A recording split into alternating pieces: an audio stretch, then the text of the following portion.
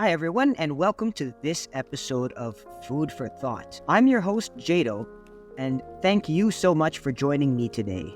I hope that you've got all of your ingredients set to make some delicious California Maki rolls. Today, we're going to be talking a little bit about the history of sushi in general, and we're going to explore some side tangents about some of the sushi-related ingredients that made their way throughout the world and kind of the history. And we're gonna have a great time talking. I've got with me today two of my very good friends who are excellent cooks, Caleb and Jesse. And enjoy. Whether you're doing your sushi as a sushi making party or by yourself, enjoy the process and have a good time. And best of luck. And now I will hand this off to myself. Today we're going to be talking about the California Maki roll. This type of sushi, yes. Very exciting. And today we have our special guests, which I will allow them to introduce themselves before we jump right in. So, first guest. Hi, I'm Caleb, and I really like Italian food. Okay, Italian food connoisseur here, yes. And Caleb, he is an excellent chef at home chef. Making me and the rest of our buddies all jealous with the pictures that he posts of the brisket and pasta that he's always cooking up. So great to have you here, Caleb. And our other guest. Yo, my name is Jesse, and I'm here to convince you that you should start using onion powder instead of sliced onions. Let's begin. So, number one. It's fine for Jesse to be wrong. Yeah, so Jesse is, he also does a lot of cooking at home as well. Makes some fantastic recipes. Jesse grew up in Thailand, so he has a lot of experience with Asian food, as well as access to a lot of great Asian seafood, especially like saltwater fish. But yes, a culmination of our differences, he is not a fan of onions, but, not much we can do about that. Today's episode of Food for Thought, again, we're covering the California Maki roll, sushi, which is very exciting. I love sushi, and actually, I'll be honest, I was not a very big fan of California rolls until pretty recently because I was forced to have some while at a family dinner. Forced? Yeah, because I'm not... For some reason, when it comes to sushi, not very adventurous. I mean, I'm still not a fan of like the raw fish. Wait, you're adventurous with other foods? All right. You know what? I'm. Yo. I appreciate that you slightly tolerate raw fish because my family certainly does not. No, yeah, I'm not a huge fan of the raw fish like sashimi and that kind of sushi. But the main thing that kept me away from California rolls for so long is actually just the avocado. Really? Yes. Brother. Which is a very, very silly thing to get hung up on. So, dude, the avocado's the best part, though. No, I mean, the second best part. The best part is the raw fish. But other than that, that's the avocado. They literally have, like, salmon avocado Maki rolls because that's one of the greatest things known to man, Jado. Well... Okay, if you say so. So I think the California roll is like, it's a really great sushi to talk about in general because unlike most of the other staple sushi types that there are out there, the California roll kind of exists in this cultural and political crossroads. It's not a traditional Japanese sushi in the sense that it was invented or like created long ago in Japanese culture, but it's actually an American invention. I'm not even a little bit surprised. Like, not even a little bit surprised. I swear if the Japanese made it, the crab would be raw and not cooked. Yeah, there's crab in it. Yes, there is crab. What? It's actually not even a real crab. It's usually imitation crab gets used. Do we have time to explain to me what the difference is between real crab and imitation crab is? Sure. Imitation crab is, it's fish. It's fish with crab flavoring. Wait, are you freaking serious? Hold on, Yeah. I have to look this up. Yeah, so it is like a reconstituted fish, colored orange usually to, make it look a little more crab-like, and then they put like crab juice and crab protein into it to make it taste just like crab. So you really can't tell the difference. But that's why, like, I mean, if you've eaten crab, like people who really like crab, shout out to you out there. I love crab. Crab is very flaky, kind of like it has like this tear apart sort of feel to it. Imitation crab is very much like a cheese string. Yeah, Dude, that's a good way of putting it. up, It's like a cheese dude. string. You know what? I didn't even notice because I just thought all your seafood sucked in Canada. At least in land. Yes. Coast is balling. Okay, Coast is balling. I was about to say, But you we're in are insulting the Ontario. entire country. You're not getting good seafood out here. Because it's all lake food. I mean, we do get good Yeah, lobster sure. in the East Coast. Yeah, you get fantastic lobster. Great lobster, yes. Anyways, where were we? Oh yeah. So imitation crab, yes. Yeah, It's imitation crab, yes. So there's a lot of really interesting things about the California roll with the way that it adapted to the American market, especially considering it's it's just the ingredients that it uses are a little unconventional relative to traditional sushi. In case anyone doesn't know what sushi is. good. The difference between sushi and maki, yeah. So sushi is, I think generally Western culture likes to just categorize sushi as rice magically mixed with seaweed and fish or something else like that, like fish and vegetables or egg and like all this sort of thing. Maki rolls, though, specifically, I think that's what most people think of when they think of or when they hear the word sushi. Maki rolls are the seaweed wrapped rice with the stuff in the middle. Merriam-Webster says sushi is cold rice dressed with vinegar, formed into any various shapes and garnished especially with bits of raw seafood or vegetables. So it's literally rice, vinegar, raw seafood or vegetables in any kind of form.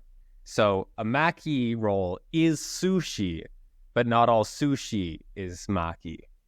There you go. Of course, sushi came to the West through immigration. In the past, it was very popular as like a lunch meal because it's made in units, right? If you look at a piece of sushi, it's almost like a transportable unit of nutrition. So it's really good for on the go and like mobile sort of food preparation.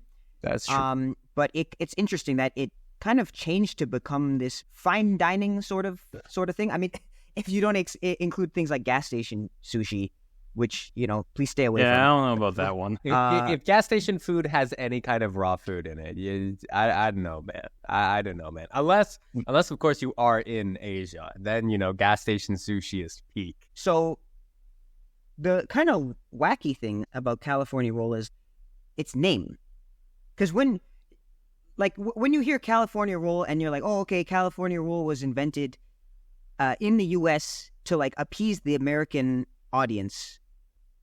You're like, oh, okay, so it was like it probably showed up in California, right? And it got popular in California. I get it. Well, Caleb, you would be right because California roll, the name California roll is kind of nonsensical, and that they have no idea where this thing actually like. Oh my goodness, we don't from. even know where. Oh gosh, that's even worse.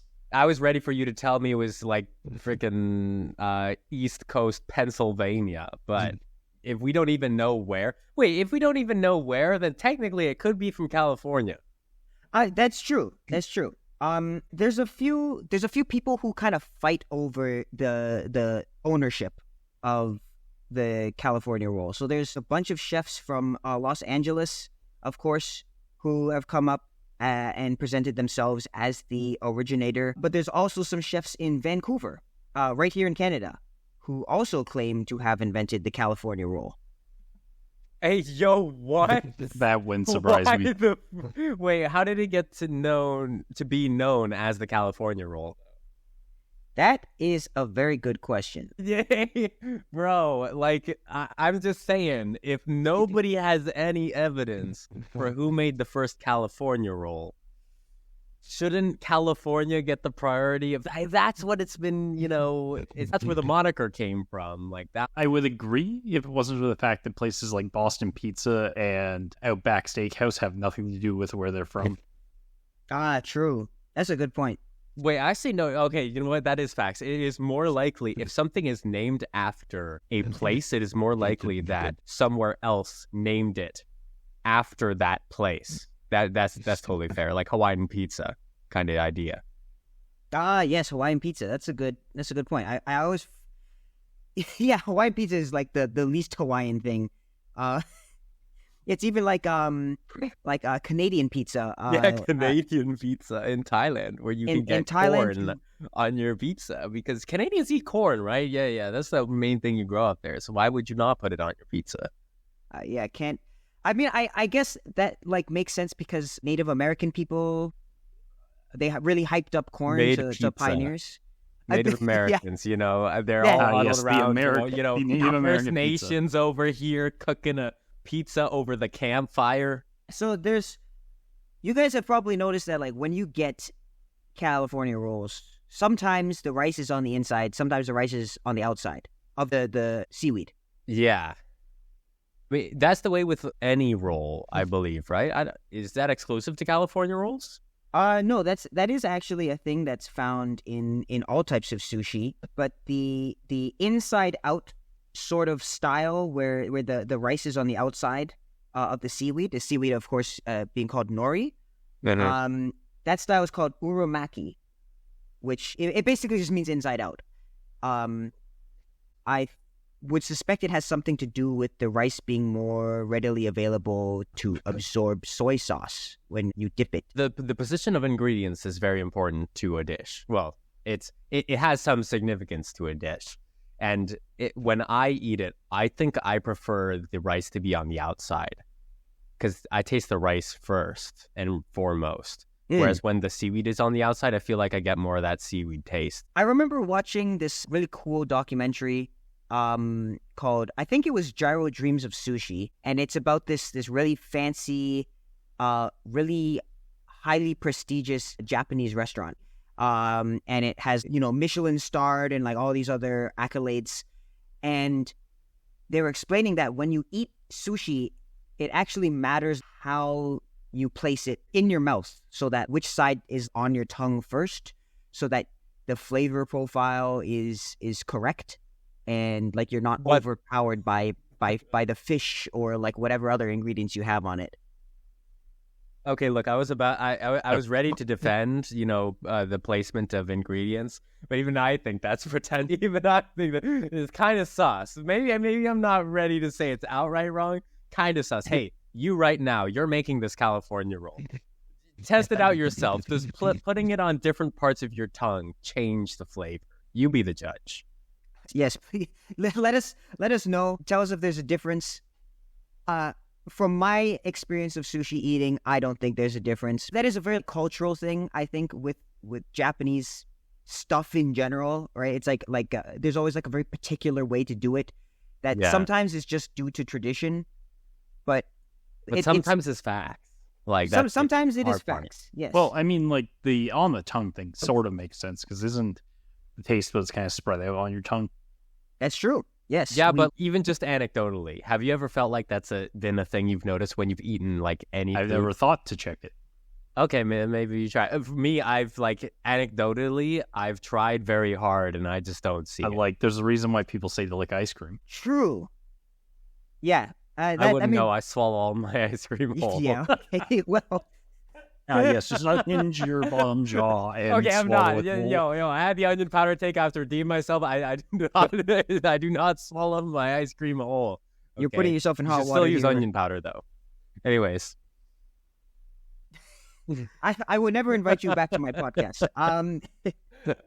So the other interesting thing that California Rolls did, we kind of touched on this at the very beginning with our avocado spiel, is that the California Roll is actually the pioneer of avocado in sushi.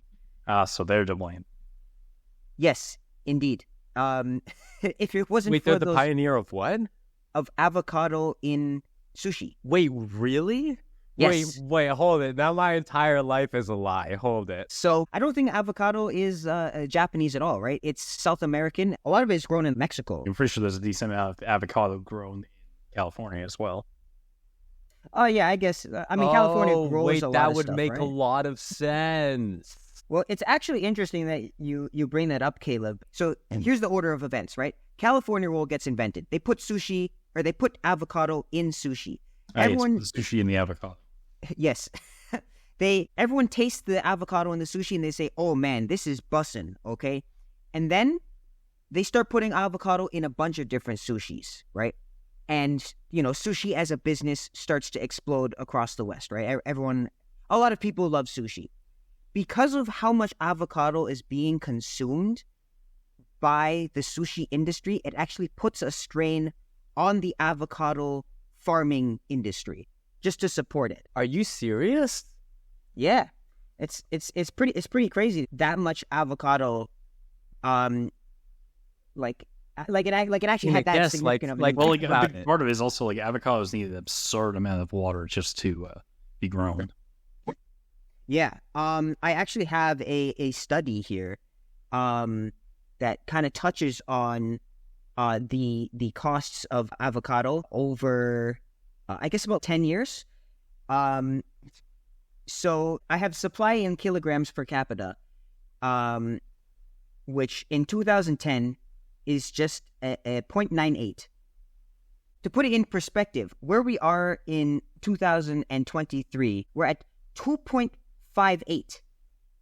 So that's let me do my math here. That's like a 150% increase over just 13 years. I mean, like, what else are we using avocado for? Like, Avocado toast. Okay, you know what? That is fair. That is fair. Other than like Central American and Spanish recipes, I don't actually see a lot. I don't actually think there's a lot of avocado use in people's general recipes. But I mean, yeah, there are a lot of health people who will use avocado in their stuff just as a base vegetable. Oh my goodness. Now I'm reading online like people saying in Japan, I've never seen Japanese chefs use avocado in sushi. Bro, I'm ruined, dude. I'm ruined. I wouldn't blame you for not knowing, because it speaks volumes about how impactful that union of food was. Yeah, but I thought I had the pretentious high ground, and that was cool, man. But once again, I'm sorry, Vancouver, but this case is not looking very good for your case about you inventing the California roll. Surely somewhere near California, but not California itself, has a better chance than Vancouver. Vancouver is near California. It's true. It is right above it. Kind of. Ish. Yeah, very ish on the right above it. It played a really important role in the bridging between the West and the East, because I think if you think of the time or the historical divide between Japan and the States, especially following World War II, where unfortunately Japanese and the Western nations that were part of the Allies definitely did not get along. But it's these shared interests in food that allow meshing between these cultures, especially after such a polarizing event like a world war. It's pretty cool that we can have food like this to bridge that gap. So if we go way, way back to 1868, that's right, 1868, that is where a lot of Japan was going through, I guess you could call it like cultural renovations, where a bunch of feudal structures being abolished, a lot of domains that were owned by lords were being deconstructed. And in 1871, they were transformed into prefectures of a unified central state, which is basically the Japanese government was adopting a style that was a lot more similar to American-style government. There was a lot of influence from the West that shaped Japanese society at this time. In 1876, that was kind of the nail in the coffin for a lot of ancient Japanese traditions, and there was just a ton of westernization that happened. And that is the seeds of this merging between the West and the East, because if you already have the West leaking into Japan, it's going to be a lot easier in the future for Japanese people to go over to the States or to Canada or, you know, wherever. You see how many people are dying to get in Japan nowadays because, you know, their culture is just completely taken over North America. That's part of what will come up a little bit later, of course, after World War II, is the Japanese economic miracle, where Japan, their business and influence kind of spread throughout the entire world, and they were able to make a ton of money selling products that they made, whether it's entertainment or, you know, devices. I think about how many cars and like how many technology companies are all Japanese, right? So to put it in perspective, back in 1940. There was about 126,000 Japanese people in the U.S. mainland, and 74% of that 126,000 was in California. So 74% of Japan's in America were in California. Yes, in 1940. So again, I don't know, Vancouver. It just gets rougher and rougher, man. I don't know, man. I don't know. Yeah, I think it's most likely that there was like a Californian point of origin. It just makes sense. We don't have anybody from Vancouver who might be listening to this, right? Who knows? Yeah, who knows? Okay, you got to cut it out. You got to cut out all of our slander towards Vancouver. We got to be PC, man. This is supposed to be a family-friendly podcast. Yeah, but it's Vancouver. That's crazy. That's crazy. So when Japanese people started immigrating to the U.S., it's very obvious that sushi would come with them, right? It's like when you go somewhere and you're in a strange place, the number one way to feel comfortable is to eat things that are familiar, right? If you eat weird stuff, you might not be able to stomach it. And just there's this deep primal connection to the food that we eat, right? Like if it's like that scene in Ratatouille, right, where the critic he eats the ratatouille and it takes him back to his mom cooking him ratatouille or whatever, right? So food has this super powerful ability to bring us back to our roots. So, you know, sushi and other Japanese food coming along with immigrants, no brainer. I think that's what happens whenever a group of people immigrate to a new place. They bring the food with them. Well, a very common thing with Italian cooking is that they would take just what was in the area. So like a lot of North American Italian dishes are fairly different than what they were down in Italy. Oh, that is kind of true. But I mean the basis for those dishes is still the same. Like the idea to an extent, but like this. Well, a very simplistic stance, yeah. But a lot of Italian food here uses I guess there's sausage, still is so that really different, yeah. It's just that is interesting. I think that food does mutate with the area, right? Because again, if we look back to sushi, California rolls, that's not from Japan. It's very clearly inspired from Japan. Avocado in sushi either, obviously not from Japan, but it is a constant and a popular element to Western sushi, right? Though we do still have like traditional forms of sushi that are from Japan, like, you know, your sashimi and whatnot, with, you know, raw fish. But like with these Italian dishes, you don't necessarily have the original Italian dishes here at all. It's only the mutants of them.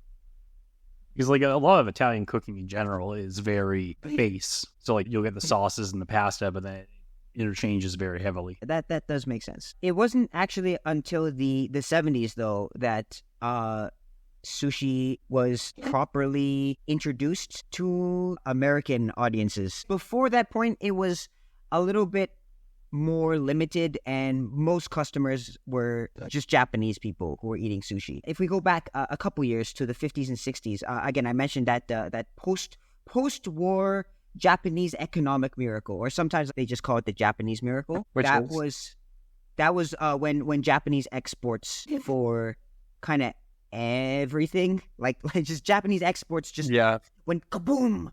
And they just started selling everything like crazy. That was a huge contributor to sushi in general, especially because most sushi uses like fresh fish, right? Sushi grade fish, raw fish, I guess to be specific, and fresh fish is very, very hard to keep. Like it's highly perishable. So, how do you get raw fish safely to restaurants that are not along an ocean? You cook it and call it crab. Yes. Crazy. Crazy behavior. But it was successful, it did get pulled off. There's a few other contributors that played into the globalization of sushi. So we have the post-war Japanese economic miracle, and then we have the Japanese airlines, or JAL, Japan Airlines Corporation. They were at an export surplus, where every 7 tons of stuff they were sending to North America, only 1 ton of North American goods were being shipped back. And from an economic standpoint, this is like you're losing money if you have that big of a discrepancy when you're flying your planes back and you're not carrying business with you. Mm-hmm. So they had to solve this issue. Otherwise, sushi may have never gotten the chance to spread around the world if the Japanese export and import economy never really took off, if you'll excuse the pun.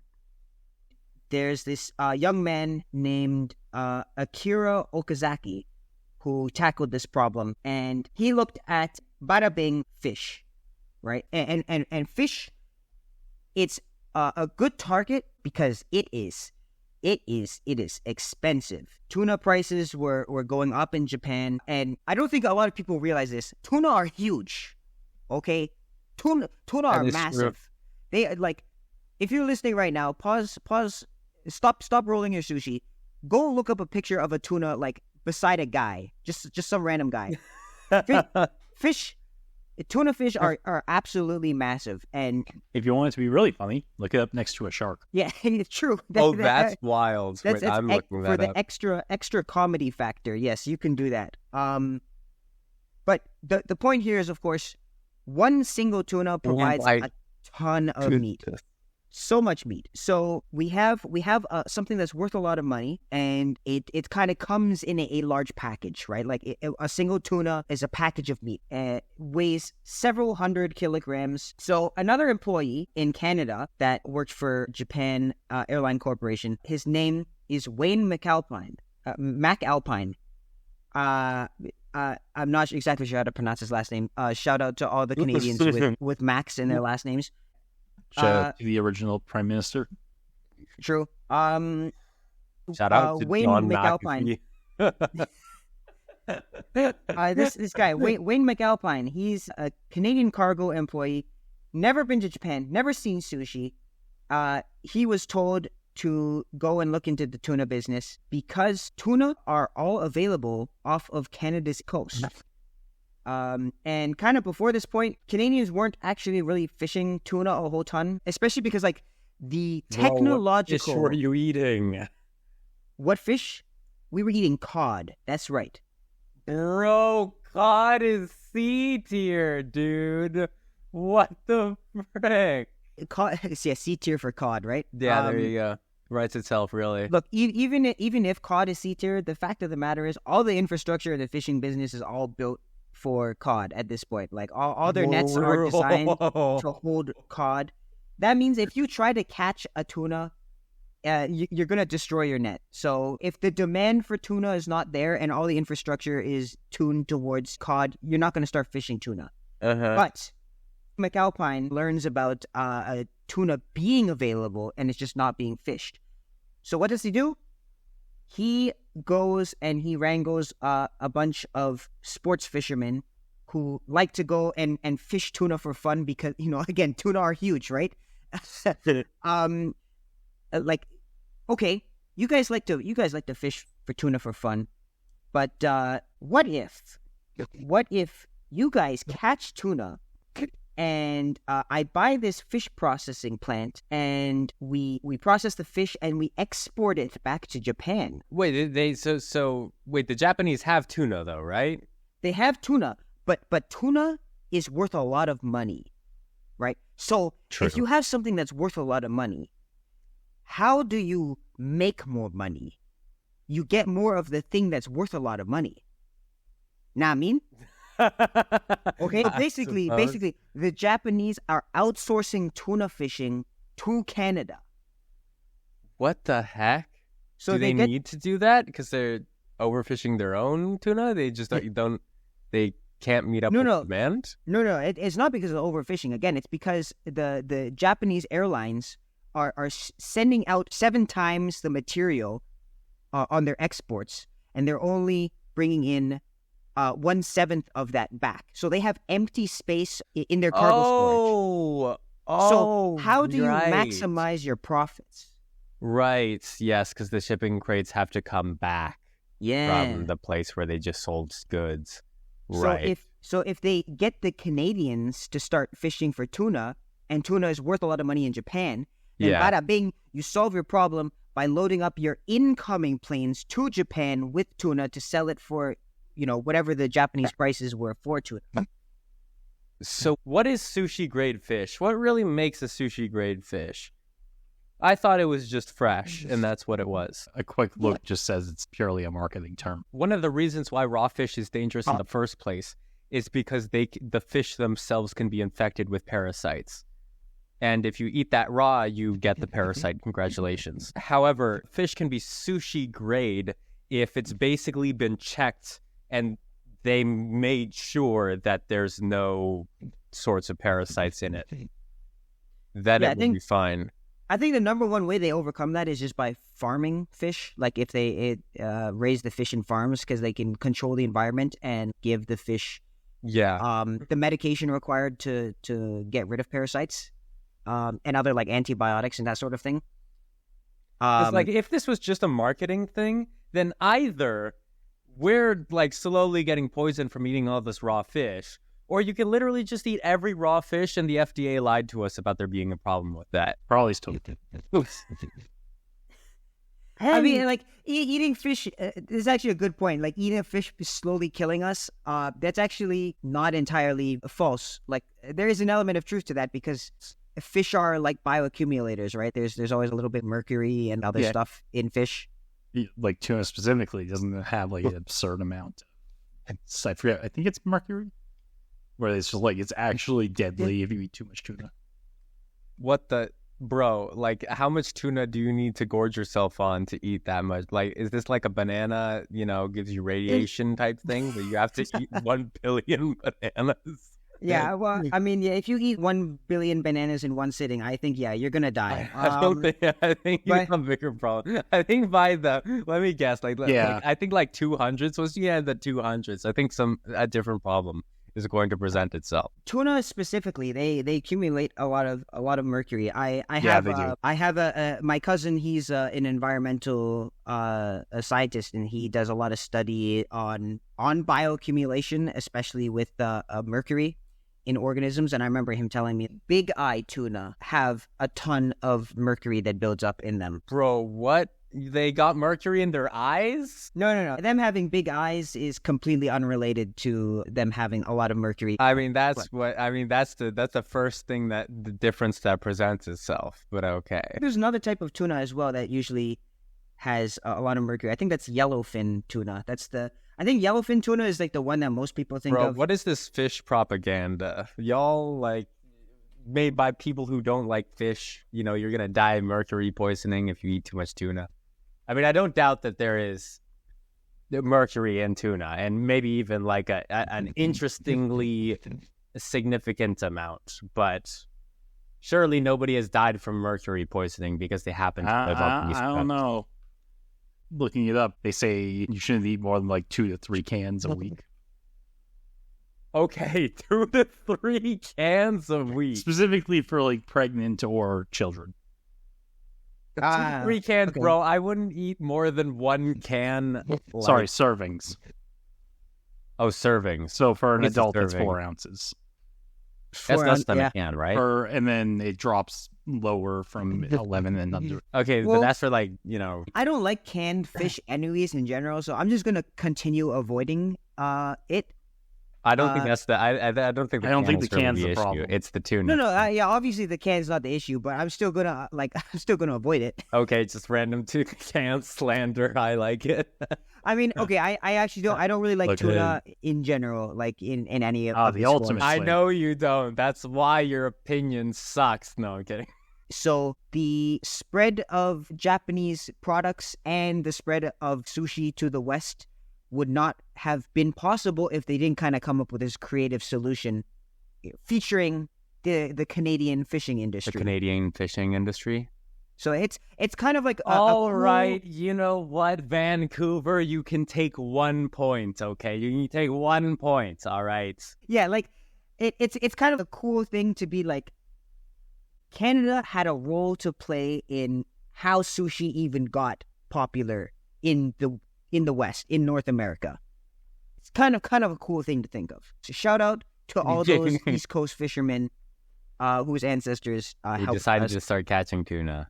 Yeah. The big day was August 14th, 1972. That was the day, they called it the day that fish began to fly, right? Because, you know, fish on the plane, that kind of marked the point where a ton of sushi restaurants started popping up all over the place.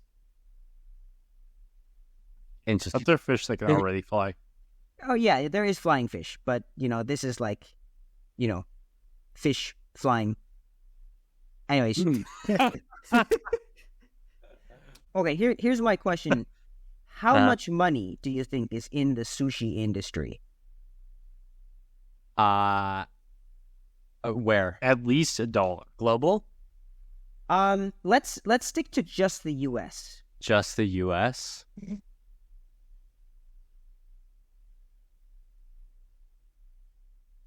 Bro, I'm gonna out myself for being so economically illiterate here. I'm gonna say hundreds of millions. Hundreds of millions. Okay. I'm gonna say billions. Billions. Okay. Well, Caleb is in fact closer because in the U.S. alone, the revenue of sushi restaurants in total across the U.S. is about $35 billion. Dang. Yeah, there's a lot of small businesses. There are, yes. I think it adds up. I can't think of a ton of sushi chains, but I can think of a lot of sushi, like family-owned, or not family-owned, but, you know, just independent local, business. Independent, yeah.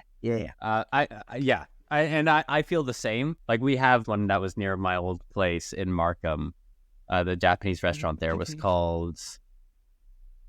Oh, Gal Sushi? Gal Sushi, yeah. Yeah. That's like one of the only chains I can think of. Is it a chain? Does it have multiple locations? Yeah. Wait. Am I wrong? Hold it. It could be. It could be. Here in Stouffville, there's a great sushi place called Kato Sushi, but it's actually kind of funny because it's a sushi restaurant, but it's actually owned by Koreans. And that's kind of another funny point, is that there's a lot of sushi restaurants that are not owned by Japanese people, at least in Canada, at least out in Ontario, Canada. I don't know where you're listening out there. Let us know. When you go to a sushi restaurant, is it owned by Japanese people, or is it owned by Chinese people, Korean people, maybe even some other ethnicity? I think there is a smaller number of actual Japanese-owned sushi places because it's such an important cultural thing to them. Japanese people who go into the sushi business, like, like take it very, very seriously. Yeah. I mean, well, and you have to think about the amount of Japanese people that are here to make restaurants in the first place. And I mean, sushi is always going to be in demand, so it doesn't necessarily matter who makes it, as long as they make it a good enough quality that it satisfies the demand. That's true. Yeah. I know in the States there is about 17,000 sushi restaurants. And that's across all of them, they do employ 400,000 employees total. Pretty beefy, but again, it'll be interesting to know the breakdown of all those employees and those restaurants. Like how many of them are Japanese employees, how many of them are Japanese owned. Because I'm not gonna lie, it's not like that difficult to make your typical sushi options. Like it's really all about you take the things, you lay them out on the seaweed, and then you roll it up. Canada, we're good at rolling things up, man. You know, if you know, you know. So we've talked a lot about like the history of sushi here, and a lot of the wide scale story behind how we got sushi into North America. But let's take a step forward and focus in a little bit more on ourselves. Do you guys have any fun sushi related stories that you'd like to share? You want to go first or do I, Caleb? You go first. All right, so let me take you back to a time in 2019, one of the two. Let's say it was 2019. 2019, okay? Young Jesse going to university for IT on a shoestring budget with an Excel spreadsheet so that he can break down the price of every ingredient he has so that he can make meals that are $2 or less. All right? But just because you're making a $2 or less meal doesn't mean you want to make crappy meals, man. You still want to have a decent dinner, especially since, you know, a hard day of 8 courses just sucks. So you come home and you decide, you know what? I once in Thailand, where I grew up, was taught how to make sushi by Koreans in my dorm. Surely I can just do it. So I go to my local No Frills. At first, I make sure that all the prices work out, and I'm like, okay, this is fine. As long as I break this up, if I buy this amount and I break it up into exactly 3.5 meals, don't worry about that half, that'll come later, then I can justify the cost of this meal.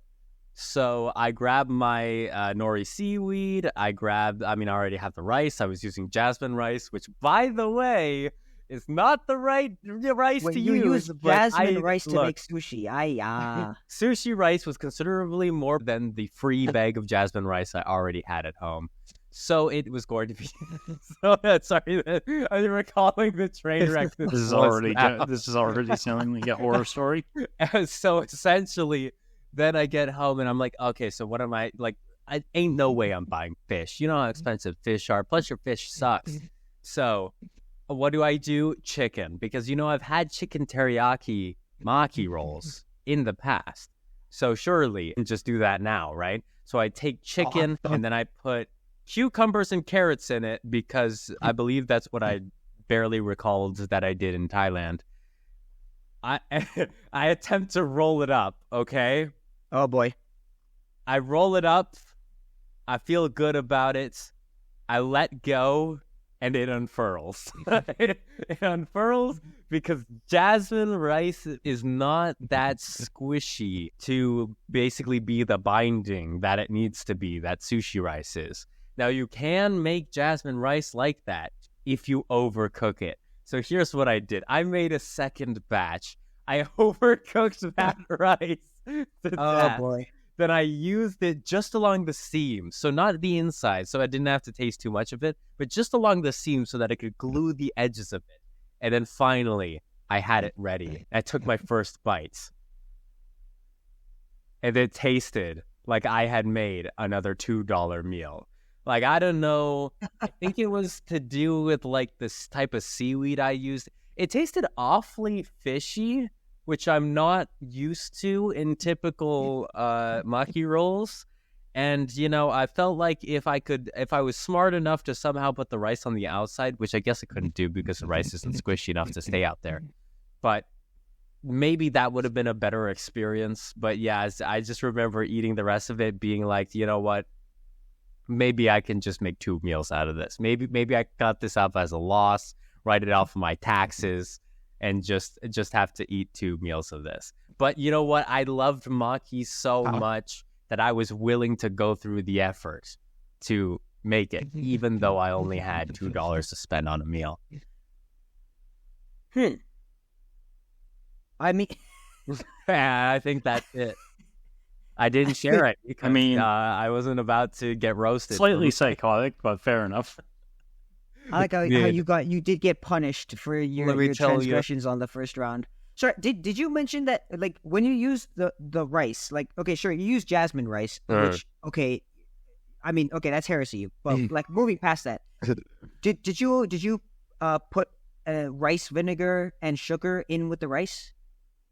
Or did you just put the rice? I didn't look up a recipe. I was just going off memory, and I did not do that. That probably would have helped. So a tip that you can find on the website, assuming you're following our recipe right now, is you actually want to toss your freshly steamed rice in rice vinegar with this mixture of sugar in it as well. And that will actually make that. So if you taste sushi in a restaurant, you'll notice that it has this very particular, slightly tangy, slightly sweet flavor to the rice. And that vinegar and sugar mixture is what provides that flavor, but it also works to make the rice kind of sticky and helps the whole thing stick together.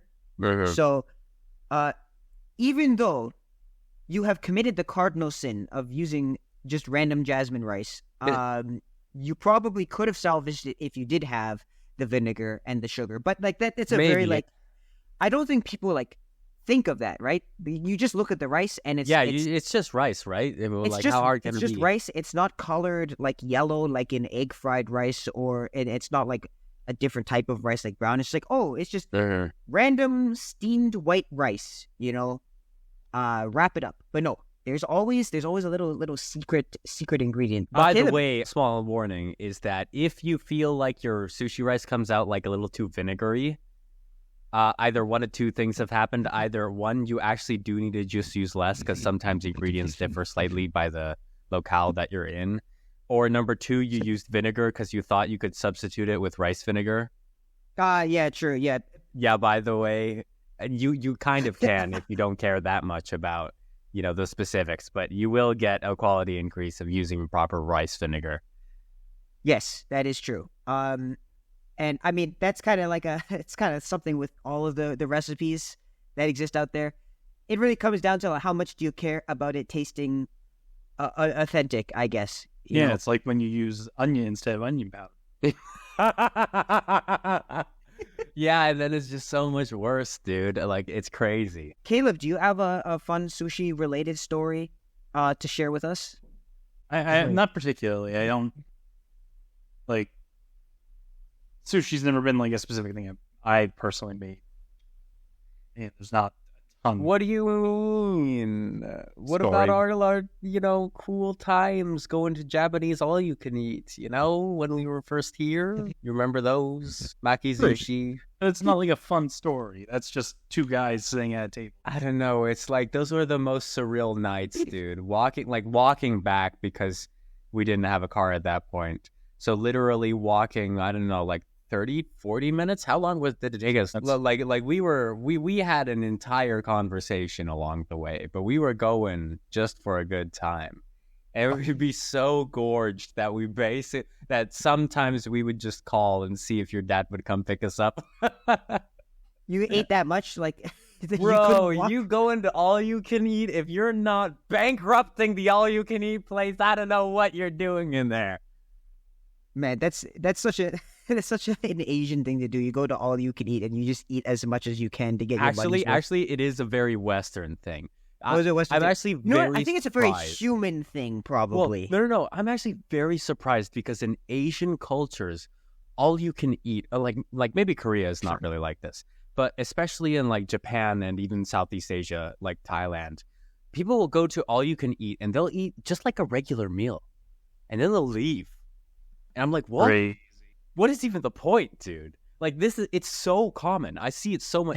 Matter of fact, in Japan, it's almost a cultural thing to not overeat at an all-you-can-eat place, and the foreigners stand out when they do that. And I know stories of people who have been politely excused from restaurants because they've been eating too much.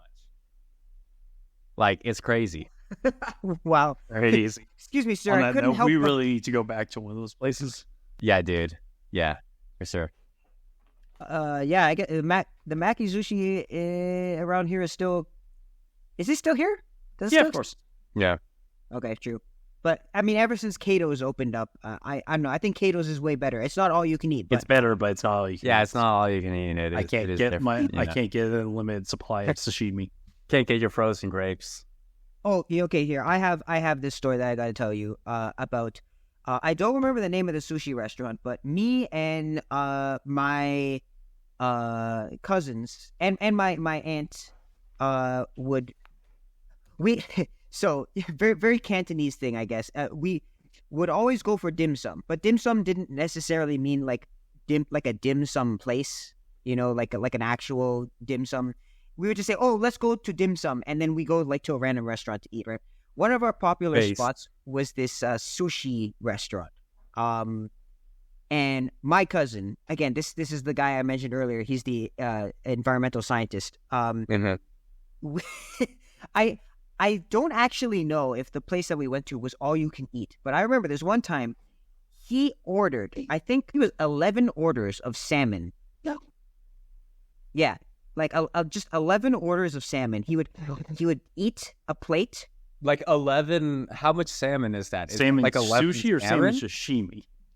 I think it's just sashimi. Yeah, it was Okay. just sashimi. It wasn't Yeah, actually, okay, like, there with wasn't any sauce. rice, right? Okay, yeah. He would order one order, which was like about 5 pieces, I guess. And like each piece is about like the length of, I don't know, like your middle finger, about, right? And then it's like cut like to the standard thickness, right? He would order one of those and he would eat it, and then he would sit back and he'd be like, "Oh, I'm so full." And then he would order another. and he did this like 11 times. I'm pretty sure it's 11 times. Because I think whenever we talk about this event, we're always like, "Oh, like it was 11 times." And he just kept doing this. And for like, I don't know how he managed to, like, dude. he ate all this salmon, all this sashimi on top of the rest of the stuff that we had ordered. Like the actual like maki rolls and other things that we got at the sushi restaurant. And I remember like at the end of the day, he was just sitting there in our booth, and I'm sitting next to him, and I keep poking him in his stomach, and he's full to the brim of bursting, and he has to like compose himself every time I poke him because he's just so absolutely stuffed. It was ridiculous.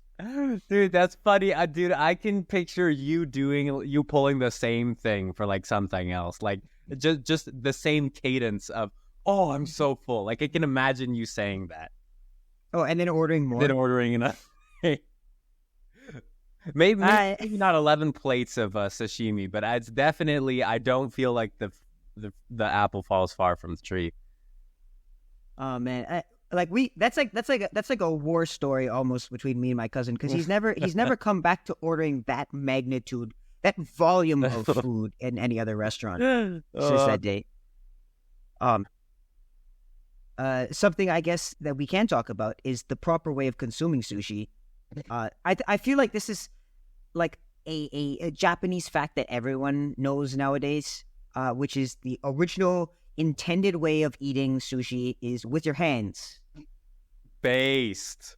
Preach, brother. Hold it. Let me say it for the people in the back. Preach. I mean, if you wash your hands and you eat, okay, like I don't think there's any problem with that. And sushi is pretty like clean, like it's not messy, right? You have like some types of sushi that you can get now that have like sausages on them, like what are they called? Dynamite rolls. Usually they have like the spicy mayo on them. Yeah. Those can be kind of messy. Also just spicy California rolls. Oh yeah, spicy California roll as well. True. Hey, yo, real talk. Do you have spicy mayo in the California roll recipe? I think in our recipe we didn't include it, but it is a very easy thing to add. Okay, Yo, listen to me. If you need a recipe for that, you have a problem. No. It's not, some people, just trying out recipes for the first time. I completely understand. Hot sauce, you mix it with the mayo. Yeah, but really you're going to want sriracha for the closest taste. Sriracha and mayo with a bit of salt. I don't think shutting down. Yeah, by the time this this podcast episode is up, like sriracha is like a relic. Like it's an ancient coveted piece of technology from the ancient world. Wait, what do you mean? Sriracha is closing down. Wait, what? How did you feel? What? What do you mean? Sorry, we interrupt our sushi podcast. Wait, this is important because I was about to tell a viewer that spicy mayo is one of the greatest compliments to sushi, and you should definitely give it a shot if you haven't yet. So let's talk about this. What happened to sriracha? My understanding is that there is some issues in the supply lines regarding the chili peppers used to make sriracha.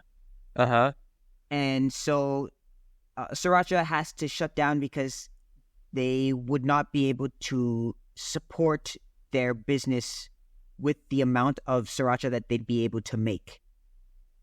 Based on the reduced supplies. Yeah.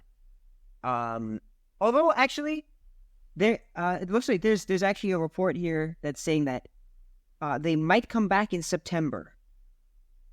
Bro, if you're cooking and you can't find sriracha at the store, like my condolences, because honestly, spicy mayo is a great compliment, especially to California rolls.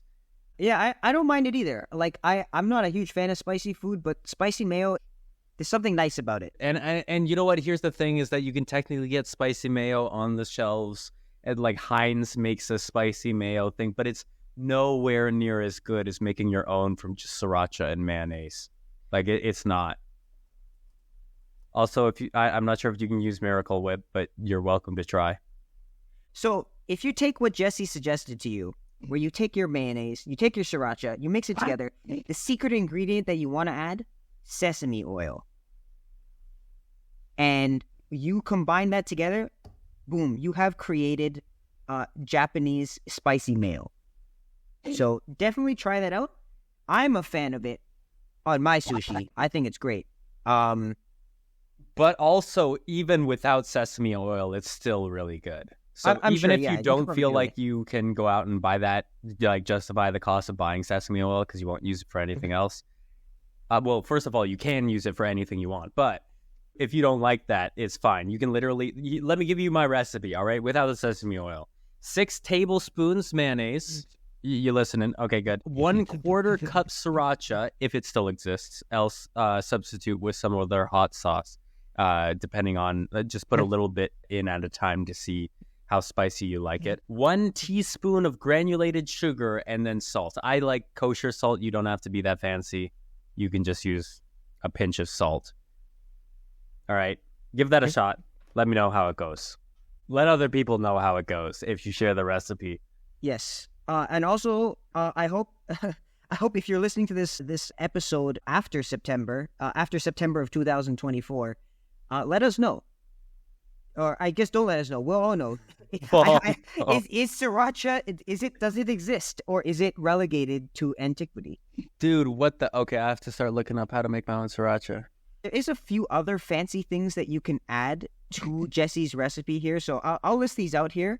Not with any amounts, but you can kind of experiment with adding these to make a more authentic sushi spicy mayo, you want to add a little bit of lemon, a little bit of a Japanese spice mix called togarashi, which is actually in our California roll recipe.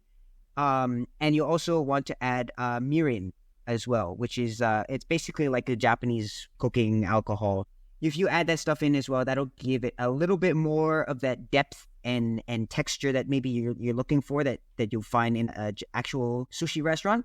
But again, if you're at home and you're just looking to quickly get the essence of spicy mayo on there, sriracha and mayo, slap that together in a bowl and drizzle it on top, and it'll get her done. Yeah, now Japan's mayo is actually different than our mayonnaise. So Japan uses a mayonnaise called Kewpie mayo, which is based on vegetable oil instead of olive oil. But and that's kind of what the other ingredients try to introduce into the spicy mayo to make it like more authentic. But again, not very necessary. It'll be an extra flavor for sure, but it's still, you just crack open some mayonnaise, some sriracha, you're good. I guess yeah, that makes sense. The other ingredients like compensating for what we just have available, because most people have most people have mayo, just like Hellman's mayo in their fridge, but the other things being there to make it more Japanese. Yeah, that checks out. I got to bring this up though, because I actually saw this in a video a couple days back, which is this very cursed. Someone cooking their sushi. What part of the sushi? It's a Maki roll. I don't know exactly what type. It could be a California roll, but they are frying it. The entire thing? Bro. They're frying it in a pan because I think it actually, I don't think it was a California roll because I think it did have that's interesting. I mean, like, they have raw fish that would get cooked, which is unfortunate. But if you do something like a California roll where it's already cooked, then it'd just be like searing the entire thing. Yeah, that could be interesting. I don't know. I think on a barbecue it would be better. I think I am going to leave that to the experts to figure out. Hey, if you want to experiment, you just have one roll. You throw that on the frying pan and you let us know, okay? All right, yeah. For those of you out there, the crazier members of our listeners, sear that baby. Figure it out. Try it out, and I don't know. Send us a picture on socials about what the heck you have created and what did it taste like. And also, how did it feel to intentionally commit such a grievous sin? Speaking of raw fish and fish being used as crab, rather, there is a name for imitation crab that like a Japanese name for it, which is called surimi. I think that's the right pronunciation. Probably surimi, but yeah, very close. Yeah, the Japanese L and R are pretty much the same. But surimi is basically it's a like we mentioned before, thanks to Caleb's description. It's like a cheese string, but it's actually a paste. Like it's created as a paste, and it's it's almost like a fish version of Spam if you think about it. Whoa, actually that's facts. It's designed to look like crab legs, obviously. It's usually given the orange coloring to look like it as well. But it's very simple. You take white fish and you pulverize it into a paste, and then you mold it into a line and you give it that orange coloring. Oh my goodness, it's cod. They're using cod. I want a crab and they're giving me cod, Jado. No wonder I can't taste any fish. I think, what fish do they normally use? I think they usually use, it just says white fish, so it could vary. Maybe the different types of fish that they use for surimi. Yeah, I mean, it makes sense. There are a lot of white fish that you have here that don't taste like anything that would definitely take on the taste of crab if you drizzled it on there.